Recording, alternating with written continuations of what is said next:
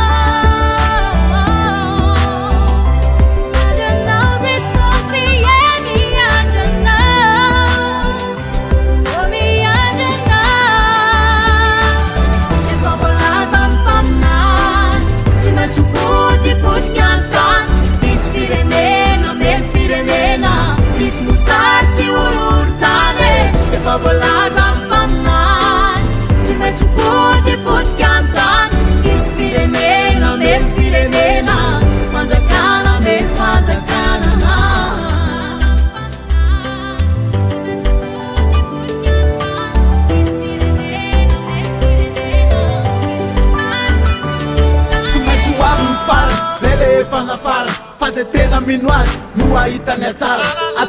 tisakisa am'izay miara-tafita mba handovaly lanitry misy am'ireo zanakasisa Efa voalaza ny mpaminany tsy maintsy potipotika ny tany misy firenena